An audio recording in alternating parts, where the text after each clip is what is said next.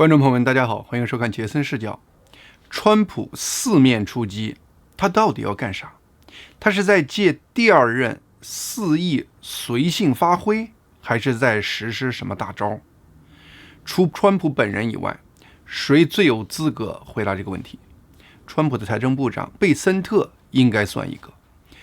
贝森特是少数几个直接参与了宏观设计第二任川普政府策略的人，特别是在经济方面的策略。所以当贝森特坐下来不受时间限制的开始聊天时，我会全神贯注的听。几个投资界大佬搞了一个叫全力投入播客的访谈频道，这些大佬中包括风险投资人帕里哈皮迪亚和天使投资人弗里德伯格。3月19日，他们逛完白宫后坐下来和贝森特聊了1个小时。贝森特从他的个人成长讲起，透露了他在1992年辅佐索罗斯击垮英国金融体系的核心思路。从那个经历，贝森特意识到，当一个国家出现系统性失衡时，是多么脆弱和不堪一击。当他意识到美国的经济近些年也在走向深渊时，他绝望地飞到了海湖庄园，求见当时官司缠身的川普。一个全新的经济策略从他们的讨论中诞生。另外，在访谈中，贝森特不可避免地还透露了很多有关川普政府和川普本人的内幕细节，让我印象深刻。什么是历史？历史大势只是给我们提供了一个背景和底蕴，真正发人深思的往往是历史的细节。贝森特对当今美国经济的担心来自他当年击垮英国金融体系的经历。贝森特主导的那个事件是一个公司击垮世界强国的金融体系的故事，是世界金融界传唱了30年的传奇。那个事件部分促成英国后来放弃加入欧元体系，而英国不在欧元体系也让英国在5年前脱欧显得更加便利。因此，那个事件从某种意义上讲，塑造了当今世界的格局。世界历史就是这样一个环环相扣、充满蝴蝶效应的系统。因为那个事件对贝森特构建当今川普政府的经济策略的思路至关重要。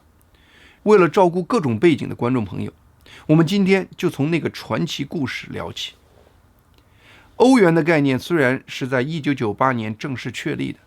但准备工作是从1979年就开始了。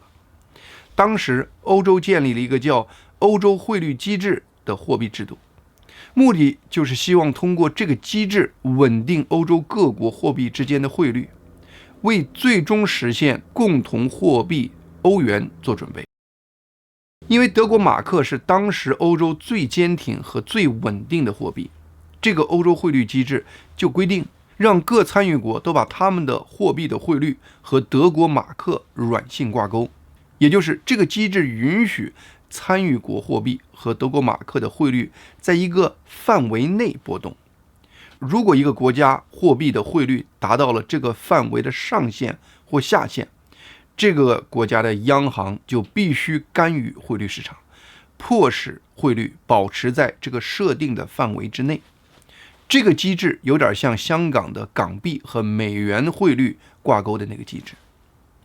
英国对是否加入这个欧元汇率机制犹犹豫豫了10年，最后作为他兑现他对欧洲一体化进程承诺的一部分，英国1990年还是下决心加入了这个机制。在加入时，英国正处于保守派领导人撒切尔夫人的领导下，英国经济很红火，结果造成英国以当时1英镑兑换 2.95 德国马克的高汇率加入了这个汇率机制。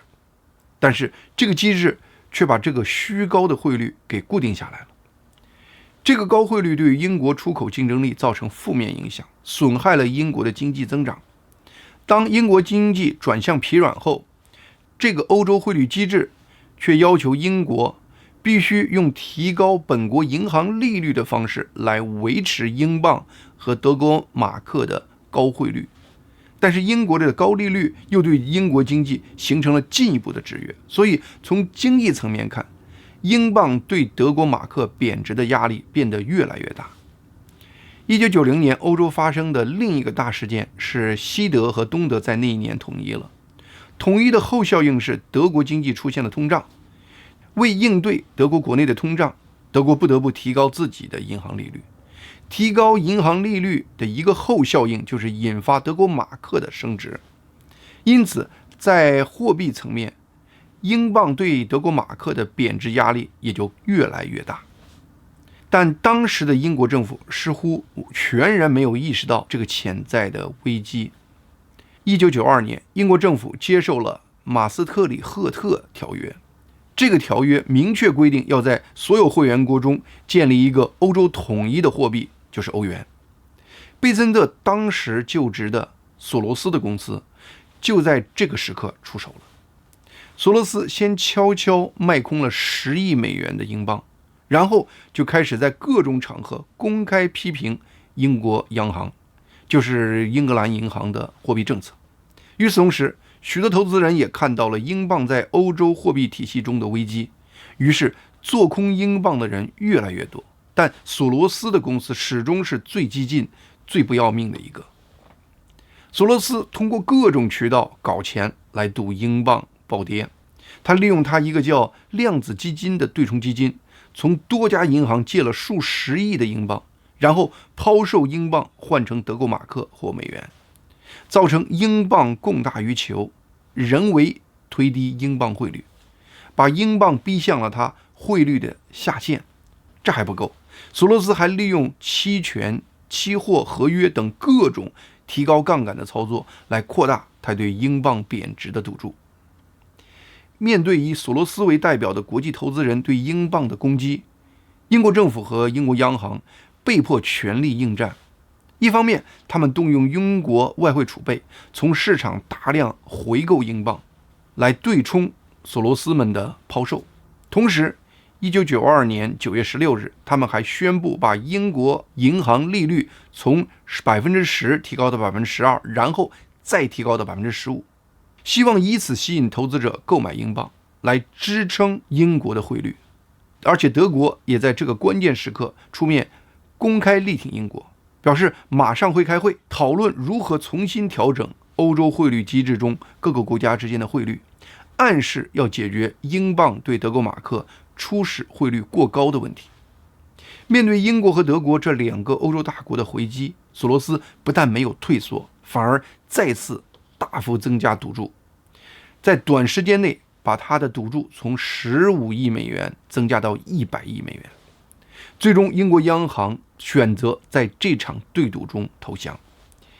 1992年9月16日被称为黑色星期三，这一天英国政府决定把英镑从欧洲汇率机制中撤出。结果英镑迅速贬值，索罗斯的量子基金在一天就拿到了20%的回报，获利10亿美元。至此，索罗斯用一个私人公司击败了整个英国央行的故事就成为一个传奇。我第一次知道这个故事，心中就有一个疑问：索罗斯为什么敢如此大胆，直接对抗英德两个欧洲大国？很多人说，索罗斯这样的投资人就是嗜赌成性，就爱玩命。但我坚信，索罗斯团队的过人胆量一定来自他们过人的视角，来自他们看到了一般人没看到的深度。终于，我从贝森特的这个访谈中看到了答案。首先，贝森特注意到，当时英国房地产非常火爆，价格不断暴涨，但是英国人当时的房贷利率却是不定期的，是随银行利率快速变化的。这就意味着，一旦银行上调利率，贷款买房的人每个月的月供就会立刻增加。房价涨得越高，利率上调对贷款买房人的压力就越大，无法负担房贷的人就会越来越多。英国房地产的火爆注定了英国经济无法承受长期的高利率。这个视角让他们知道，这将不会是一场他们打不起的持久战。其次，贝森特的同事另一个著名投资人德鲁肯米勒，他的分析发现，在这场对赌中，他们如果赌输，损失非常小，因为他们赌输的情况就是英镑对德国马克不但没跌，反而上涨了。但是因为当时英镑在欧洲汇率机制内，这就意味着英镑对德国马克就是上涨，也不会涨过欧洲汇率机制规定的那个上限。这样一来，他们赌输的最大损失也就只有 2.5%。索罗斯团队看到，这只会是一个短期占用资金的赌博，赌输了损失极小，一旦赌赢了，那就是巨额回报。贝森特说，索罗斯听完团队的汇报后，他的第一个问题就是，我们应该对此投入多少资金？德鲁肯米勒说，我们也许应该投入我们100%的资金。索罗斯一听就不高兴了。德鲁肯米勒还以为自己建议太高了，没想到索罗斯却说，我们为什么不用3倍于我们所有的资金来做这笔交易呢？于是剩下的就是我们前面讲的那个故事了。贝森特帮助索罗斯团队击败英国的央行，从职业生涯的角度看，这自然成为他事业上的一个高光时刻。但是贝森特应该也清楚看到了，他们这个投机行动对英国社会和人民的真实伤害。他羞辱性地逼迫英国退出欧洲汇率机制，严重损害了英国央行的信誉，造成随后一段时间英国经济的动荡，包括经济萎缩、高失业率、社会动荡、公共开支削减等等，而且还严重打击了在90年代接替撒切尔夫人的英国保守党政府的声誉，帮助索罗斯实现了他极左的政治理念。在美国南卡罗来纳州出生和成长的贝森特意识到，索罗斯之所以能对英国做到这些，根本原因是英国经济体系自身出了问题。中国人讲苍蝇不叮无缝的蛋，英国政府选择了一个不可持续的货币政策，然后却长期忽视这个结构性的问题。在这样一个视角下，当贝森特去审视美国经济时，他发现过去这些年美国经济中不可持续的结构性问题越来越突出。拜登政府在美国经济已经进入疫情复苏期后，持续巨量增加政府支出。这种以政府支出为基础的经济发展模式是一种虚假繁荣，相当于饮鸩止渴。美国在一个没有打仗的和平时期，债务却以一种史无前例的方式暴涨。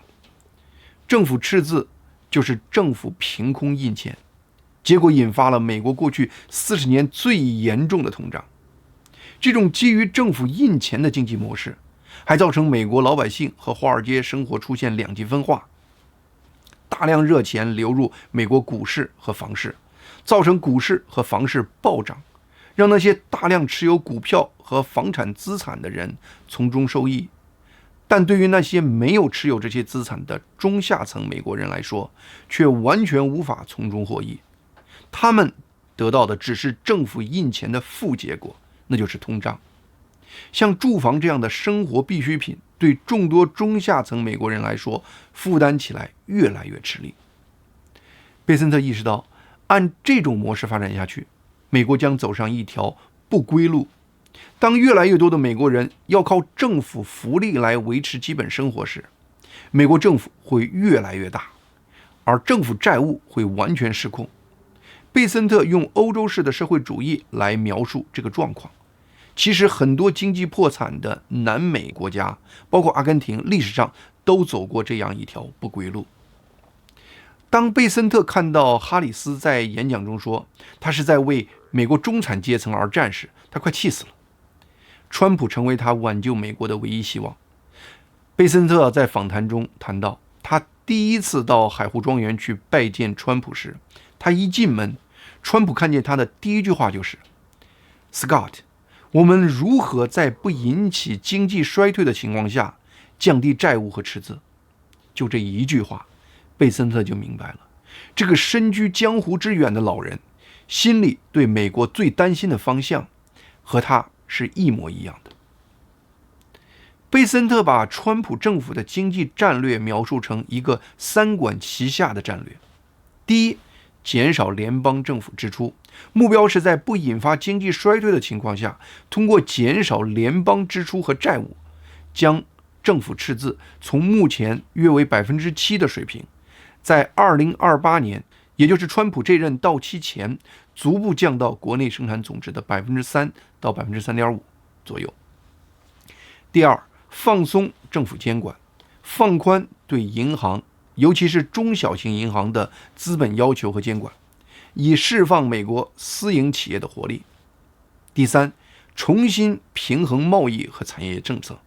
利用关税来激励某些产业和供应链回归美国本土发展，将制造业工作带回美国，提供廉价能源，以此推动美国经济增长，提高美国制造业竞争力和降低美国人的生活成本。贝森特总结的这3个经济战略要做的其实是一个事情，用这个视角看川普政府的目前各项政策，很多都会变得清晰起来。无论是在美国国内四面出击的政府效率部，还是川普一上任就不分敌友全面出击的关税问题，其实都是在实施这个整体战略的不同方向。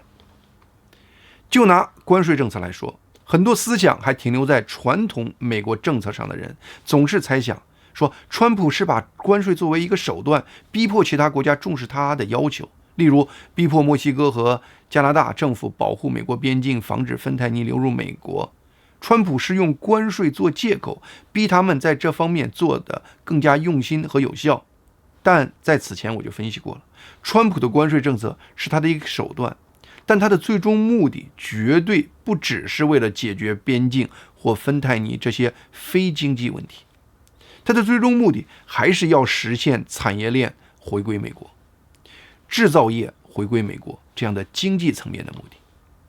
尽管目前川普在关税问题上展现出走2步退1步的犹豫状态，但是从贝森特透露的川普新政策的整体策略来看，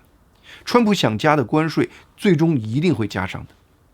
如果这个过程中没有达到他逼迫产业链回归美国的目的，川普可能还会找借口提出更高的关税。因此，欧洲、墨西哥、加拿大等国都应该认清形势，不用再抱什么幻想了。贝森特谈话中透露出的另一个川普的关键思维是，他不希望因为他的政策造成美国的经济进入衰退状态。所以贝森特提到，川普政府和那些不顾一切也要削减政府赤字的鹰派共和党议员也有冲突。他提到川普是如何如牧羊人一样，保证不同理念的共和党议员能够走向同一个目标。贝森特自己也告诫那些议员说，你们知道吗？我们每削减3000亿美元，就相当于削减了美国国内生产总值的1个百分点。另外，在削减现在美国政府的支出时，川普把削减重点首先放在对美国国内生产总值没有太大影响的海外援助资金上，包括首先对 USAID 的资金的削减，应该也是源于这样的一个思维。贝森特在访谈中对川普此前提出的为美国创建一个主权财富基金的思路也有了更清晰的解释。本质上说，这是对美国政府失控的负债问题的另一个解决思路。美国的纯负债是美国的总负债减去美国的总资产的结果，因此要削减美国的纯负债，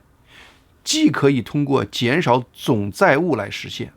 也可以通过增加总资产来实现。如果把斗志的努力看作是川普在减少美国的总债务方面的努力，那他创立主权财富基金就是在试图增加总资产这个方向。当然，创立一个主权财富基金很容易，但是要从哪里能找到钱放进去，这才是关键问题。贝森特说，目前川普政府的各个部门的负责人都在这方面想办法，包括内政部的伯格姆，他们都在寻找可以调动的资产来给主权财富基金里加钱，例如能源租赁、出租城市和郊区的大量联邦土地等等。有人可能要问，为什么川普政府要把资产投入主权财富基金，而不是用来直接偿还债务呢？对此，贝森特的解释是，目前美国政府的10年期国债利率是 4.28%， 川普政府有信心让主权财富中基金的回报率超过这个债务利率。这就好比我有一个朋友，他10年前买房子时正好赶上房屋15年按揭利率只有 3%， 结果这些年美国银行的存款利率都涨到了 4%， 因此他现在就是手头有大量现金，他也不急着还房贷，而是把钱放到自己的存款账户里挣利息，因为把钱放银行收利息要比用钱还房贷交的利息还多1%。贝森特说，他们现在专门成立了一个主权财富基金研究小组，研究世界各国的最佳做法，目标就是用最好的办法把这个主权财富基金做成一个美国人可以传承的财富项目。贝森特还透露，川普政府计划很快任命一位被称为平价沙皇的角色，这个角色的主要任务就是专心解决目前中下层美国人对住房和其他生活必需品的负担能力的问题。例如，因为供应链而造成某些生活必需品价格上涨时，这个平价沙皇就会专门去解决那个造成物价上涨的供应链瓶颈问题。目前美国很多地区有大量空地可以盖房子，但房屋还是供不应求，造成房价上涨。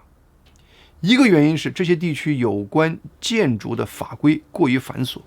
另一个原因是这些地区的人工不足，劳动力太昂贵。为了解决房价过高问题，平价沙皇就会去想办法减少法规，或者是推动模块化或预制房的制造，用来降低住房的建设成本。另外，贝森特在这个访谈中还透露了许多有趣的川普政府的内部运作的细节。首先，投资人出身的贝森特原以为自己做财政部长的责任就是给美国政府管钱理财，但是让贝森特意外的是，他发现他财政部长近一半的职责是投入到大量有关国家安全方面的工作上。他举例说，最近川普政府宣布，美军开始针对也门胡塞武装施展一系列军事打击行动。其实，在正式的军事行动开始前，财务部已经忙了很长一段时间了，主要是通过各种方式来打击胡塞武装的金融网络，特别是封堵伊朗援助胡塞武装的各种经济渠道。因为财政部的这些努力，造成现在伊朗已经没有办法给胡塞武装直接提供现金了，而不得不改为直接给胡塞武装提供油轮，让他们自己想办法去卖油换钱。另外，贝森特还高度评价了他在财政部遇到的联邦雇员的素质和职业道德。他说，在财政部遇到了很多联邦雇员都是非常具有奉献精神的伟大的公务员，并表示如果是他的私人公司，他一定会聘用这些员工。他举例说，有一次他要求一些雇员周末留下来，因为他在72小时内需要他们完成一份25页的备忘录。这些员工没有任何怨言，在周末加班，然后给他上交了一份质量超高的报告。因此，贝森特澄清说，他认为 DOGE 的根本目的并不是要消灭或废除更多的联邦政府机构，而是要建立一个更加有效的政府，用更少的成本让政府运行得更好。贝森特还提到一个消息说，财政部在3月18日宣布了一个重要的人事决定，他决定聘用2位在拜登政府的国税局工作过的特工，聘用他们来做他的高级顾问。这2个人此前是亨特·拜登案子的国税局内部吹哨人，他们曾公开指控拜登司法部在调查亨特的税务问题时给了亨特特殊的待遇，而且他们声称因为他们的这个举报行动而遭受了报复。贝森特说，他聘用这2个人是因为他们在国税局都工作了10多年，他们非常清楚国税局内部是如何运作的。他需要他们帮助他理解此前国税局是如何决定对谁进行财务审计，对谁不进行财务审计，针对一个人的财务审计是如何被启动的，一些利用财务审计实施政治迫害是如何发生的等等。他们将帮助贝森特推动国税局的内部改革。贝森特在这个公开的访谈中，特意把财政部内部的这个任免决定提出来讲，绝对是有深意的。